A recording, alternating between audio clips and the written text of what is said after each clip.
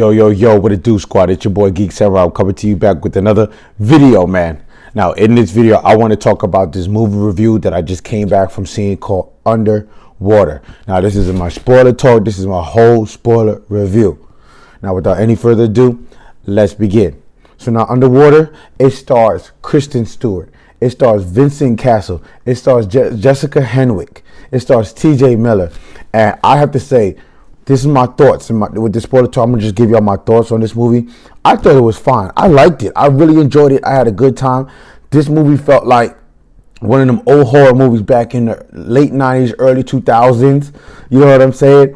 Where there's not too much jump scares, but the build-up, the anticipation is there. And I was feeling that. Kristen Stewart, she's the MVP of this movie. I felt like her acting chops really showed. Her previous movies that she's been in, like freaking Charlie's Angels, she did Snow White and the Huntsman. She did movies like that. Of course, The Twilights.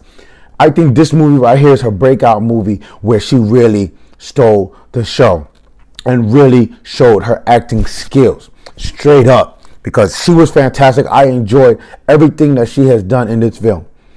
A lot of people don't like her from Twilight. A lot of people think that she can't act. Robert Pattinson can't act. This movie right here really shows that.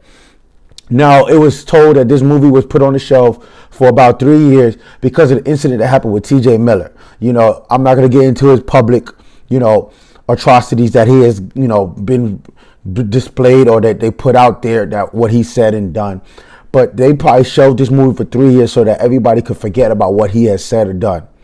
But TJ Miller is probably my least favorite in this movie, and I'm a big TJ Miller fan because I loved him in Deadpool 1 and 2. When he plays Wesley or Weasel, he plays Weasel, not Wesley. My bad, y'all.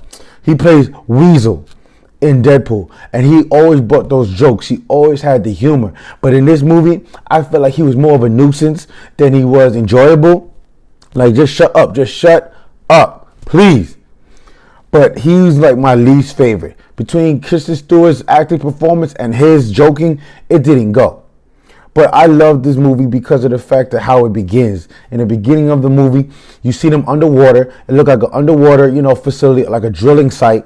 There's like a big drill, big rig that's underneath the water, and they were drilling into the earth. So you see all of a sudden Kristen Stewart, she's, brushing her teeth. She's, looking at a spider in the sink or whatever. She doesn't kill the daddy long legs, the spider. She saves it, rescues the spider, and she continues brushing her teeth. And all of a sudden, you start to see the whole rig or whatever just start to, begin to shake and begin to vibrate. You see the mirror move. You see her, she's looking and like, what's going on? What's happening right now? And all of a sudden, the rig starts to implode. Like, I'm talking about water is collapsing like crazy all around. I love the cinematography in the first 10 to 20 minutes, maybe 25 minutes of this movie, because now we see Kristen Stewart. She finds this other guy who's played by Mahmoud Athi. I think I butchered that name, my bad. But these two are trying to get to the escape bay so they can actually hack into the frame, open the door, and get to the other side of the rig. So the rig starts to implode, and all you see, I love the cinematography that was done here, because now all you see is Kristen Stewart just jump up in the air, and her body's upside down, and in slow motion as the rig is about to implode, you see her move further away, but her body's upside down, and she looks all distorted and everything. I loved how they did that, because that cinematography was amazing. It shows the audience, the viewers, that the rig is about to implode. Water's about to come in. This is what it looks like. And I felt that all the way up to when she and the other actor, they ran into the other side of the rig. They got behind the closed door. It took a while to get in, but they finally got in. And then you finally see the whole side of the rig implode. And it damn near came off. It collapsed. It almost came off. Got disconnected. I love that. That was fantastic. Now they finally come across the captain of the rig, whose name is Vincent Castle. It looked like he's been, his whole squadron, everybody else looked like they got wiped out. And he's the only survivor. Because now he's talking about his daughter, who's the age of 14, that I guess he still thinks that she's alive or whatever, because that's what Kristen Stewart's character thinks. She thinks that his daughter, you got to survive. You're our captain. You got to survive for us. And he's like, oh, my daughter, she's age 14. I got to be there for her. But lo and behold, the staff doesn't know later on that, his daughter is already dead. She passed away, but she died at the age of 14. But in his mind, he thinks that she's still alive. So now we get to the scene where we're meeting up with the rest of the cast. We know that something caused the implosion at this point. We get to the rest of the cast with John Gallagher Jr., which is probably that white guy named Scott in the movie, and Jessica Henwick, who I love Jessica Henwick because she played the Iron Fist. She played in the Netflix Marvel series, and she was also one of the Sand Snakes in Game of Thrones. So I've been following her career for a while now, and I'm glad that she got a chance to be in a star-studded movie that's playing in multiple theaters across this great country. Anyway, we get to the rest of the crew, and this is the part where I got a little out of it because TJ Miller's character was so annoying. I just wanted somebody to shut him up or put a sock down his mouth. We know that this guy, Scott's character, he always carried this little bunny around with him, and that's what he used to like calm his nerves or relax. I wish he took that bunny and shoved it down TJ Miller's mouth because he was so annoying, bro. But now we get to the point where now they have to go out and find out what's going on. They have to find a plan to go across underwater, across the ocean sea to get to the next bay because the rig that they were originally in was damaged. Now, in the beginning of this movie, when I'm talking about it, the first 10 to 25 minutes, when we finally get revealed about the creatures that's actually, closing in on the humans, trying to kill them, this movie felt more like Alien. Kristen Stewart's character felt like Rhea Ripley. She felt like, it felt like Ripley. Not Rhea Ripley, that's a wrestler. It sounded and felt like Ripley from the Alien franchise. This movie had a lot of nostalgia like the Alien franchise. Even the creatures, when we finally get the reveal of what the creatures look like, they look like the creatures from The Descent. Now, if y'all are real horror fans like myself, y'all know what The Descent is. Oh my goodness, they were like these undercavern creatures. They look like vampires, but they have long ears and they have sharp teeth, dirty, dark, watery mouths, beady eyes, piercing eyes that look at you ready to devour your body. That's what these underwater creatures look like, and we're going to get into that. But now they have to actually go across the underwater to try and get to this next bay or get to the next rig that's underwater because it's a big old drill that's underwater. But we come across, when they actually put on these suits, I want to talk about the suits real quick. I really love the suits. The suits were fantastic. They look like armor. These are some scuba diving suits, but they look like armor. And it was dope. Like, I wish Pacific Rim or some of these other movies that came out had armor like that. I would go watch that movie. These scuba suits or whatever, their armor was fantastic. I don't know who was doing the CG on that, but it looked awesome. It looked fantastic. Loved it. Loved it how they had to put, instead of having an original oxygen tank like a scuba gear would have, it looked like these computerized life cells that you have to put behind the actual suit to get your oxygen. It was crazy. It looked like a vial full of fluid that they had to put into the scuba gear. It looked dope. I loved it. The armor is fantastic. Now, these are what they had to use and wear to go out into the water, to cross underwater. Now, we see that one of the black guy's character, and I have to mention this because this does feel like a late 90s, early 2000s horror flick. Because we see that he noticed that one of the helmets was defective and he decided not to tell the crew. So he gives Kristen Stewart's character, her name is Nora, that he gives her the good helmet and he takes the defective helmet. Now, when he does that, he don't tell the crew what's going on. He goes out with them. They're trying to find an escape route to get to the next rig or whatever, or get closer to the big drill. So all of a sudden, we see that they finally get there, but they're stuck in a cargo bay, or they're stuck somewhere submerged. And we see that his helmet, you know what's about to happen. It starts to crack because the water's imploding, the water's coming in. It starts to crack. And when it cracks, he's looking right at the defective helmet as it's cracking, as it's breaking. And once it breaks, the way the water rushes into his helmet was crazy. It imploded in his helmet, and you just see his whole face explode in the helmet. It was a gruesome scene. And like I said, I had to take it back to how scary movies used to be back in the late 90s, early 2000s. The black guy always dies first. They didn't waste no time killing this man off, bro. They killed him off in one full swoop. I was like, damn, you didn't even let this man be able to make it to the next rig. You just killed him off just like that. There was no time. All of this was happening so fast. There was no time for even the crew to like cry over him being dead. There was no time for you as an audience to feel the emotion. That was it, bro. I was like, damn, son. Killed him off just like that. He was the first person to go. I'm like, okay, they're doing it like this. But I got to remember, this movie was made 3 years ago, long before Kristen Stewart even did Charlie's Angel. This was like her coming out movie. And like I said, she was the MVP of this movie. And I enjoyed it, man. This movie was fantastic, man. That made me a little tight, though, that the black guy was the first one to go. Because nowadays in movies, they don't do that no more. They let the black guy survive and make it through at least. At least the first 2 acts of the movie, the black guy survives. Not the first act. Probably by the 3rd act, he doesn't make it out at the end of the movie. But you don't see that in movies today. So I was a little like, surprised by that. But like I said, I still enjoyed it. So now we finally get to the next rig or whatever. They're still underwater. And now they're going to go out to try and see if they discovered that there's some life form out there. They found, I guess, some of the crew member out there while they were exploring the underwater and trying to get to the next ridge. So they go, a couple of the survivors, they go to the dead body and they see a creature inside of it, bro. They see a creature like growing or feeding off of that body. And it's an alien. And we don't get to reveal that alien until one of the crew members that's alive shoots it with his gun, with his scuba gun. Captures it. They bring it inside to that other rig that they made it to. They taking off their scuba. Well, they're still in their scuba gear. They take off their helmets. They're trying to see what this alien creature looks like. Now, this is where the whole Aliens movie comes in, where I feel like this movie is ripping off of that, because this creature looked like an octopus, but he has long tentacles. He has talons on the end of the tentacles, and he has it looked like a baby. He has a big jaw, which looked like it was half crushed open because it was feeding off of that dead corpse. So I'm like, what is that? What is this? Oh my goodness, what is going on?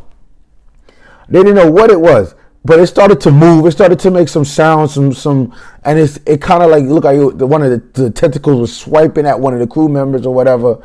It was crazy to see that. I felt the alien vibe from that. Next we go when they have to go. Now they want to be able to go. They have to get to the drill because that's where the pods are, because they need to escape. They need to get up out of here because there's nowhere else to go but up. The rig is down. The drill is damaged. There's nothing else they could do underwater. They need to get to the surface. The company let them down. Whatever they were drilling there woke up these creatures that killed half of their crew members. Because you could also hear, when the first rig imploded, you could hear banging on the rig. That was one of the creatures, or several of the creatures that looked like from the descent. That was them. And we get that reveal later on. We get that reveal because now we get to see them actually try to devour Kristen Stewart. Because now we see that T.J. Miller's character, his character dies off because one of the creatures is following them.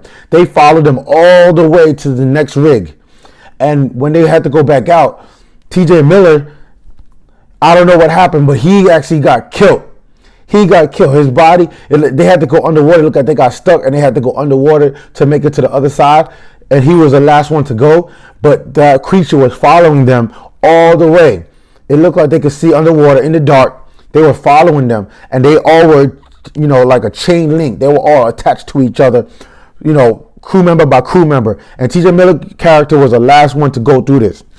So his body gets caught by the actual chain link or whatever, and the creature pulls his body through the suit. I don't know how strong they are, but if they could take out a whole rig underneath the water that weighed tons, he took out freaking T.J. Miller, because T.J. Miller was holding on to the other cast member or the other crew member.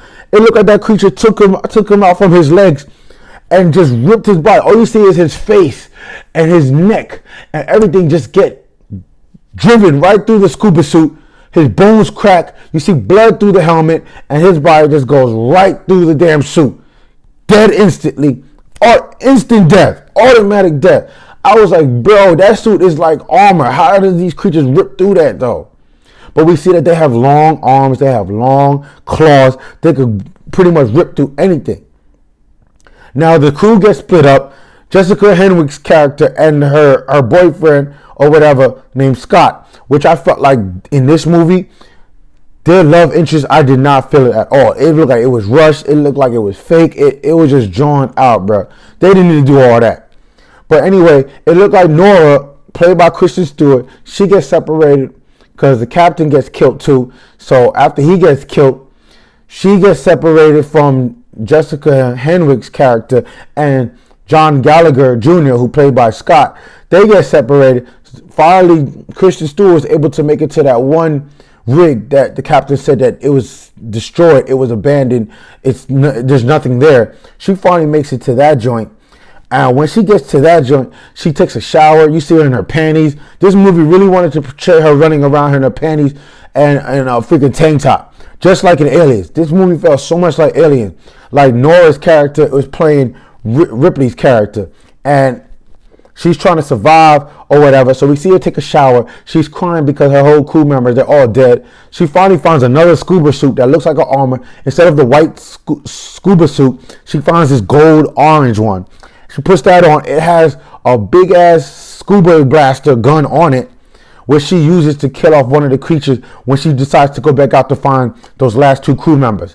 So she finally finds them, but before that, one of the creatures gets a hold of her, tries to open his mouth and devour her and the armor. I'm like, yo, before you just ripped him out of the scuba suit. Now you want to devour her and the whole armor? So she finally has the courage enough to take that scuba gun and blast right through the actual creature, and she was able to plow herself out of it. The creature was able to fall over. She was able to get out of it. You know how in the Aliens movie, those huggers, those alien huggers will come through your face and rip out of your chest? Well, in this movie, she rips out of its back because she was already swallowed at this time. She bursts through, comes out the back way, and she was able to find the other two characters and get them to safety. So she finally gets them to the biggest drill why why these creatures woke up in the first place, because the drill was making so much noise being drilled into the earth. They finally get to these drills where it had 3 escape pods. Now, Nora's character, Nora finds out that one of the drills doesn't work. So Jessica Henwick and her love interest, which was forced, Nora's like, you two love each other. I want you to get into these pods and go. So they send the boyfriend up with that stuffed bunny. They send him up, and now Jessica Henwick's character has to go up. So she didn't want to go. She wanted Nora to get into the pod with her. She's like, no, I got to control everything from here. You go. So Nora punches her in the face. I was like, yo, you punch her in the face, but you decked her? She's like, oh, grab her in the face. Oh. She gets into the pod. Nora activates it. That pod goes up. Now, we see all of a sudden, we see all these creatures around that rig as the pods are about to be released going up. And all of a sudden, you see this big ass looking, cracking looking motherfucker. This big ass creature comes out. It looked like she's the mother or the queen of all these little descent looking creatures. She comes out looking like Cthulhu. I was like, damn, got freaking jaws and teeth galore. And I thought that she was going to do something big, something to the pods, or she was going to wreck the drill that Nora's character was in. All she did was swim back and forth, watch as the pods go up, looks at Nora in the rig, and she just swimming back and forth. She was all bark and no bite, son. There was no bite to this freaking character. I was so freaking mad. I was like, come on. This is a big Cthulhu mixed with a Kraken looking creature, Jack Diesel motherfucker, and the creature did nothing. All the creature did was tell those little miniature creatures that look like from the descent to go up and try and kill those pods. So at this point, Nora's like, yo, I gotta tap into the mainframe. I gotta blow up these creatures. I gotta blow up this drill. So she sets the codes. I don't know how she got the codes. She looks on the graphic screen and you see the creature's body formed in the screen.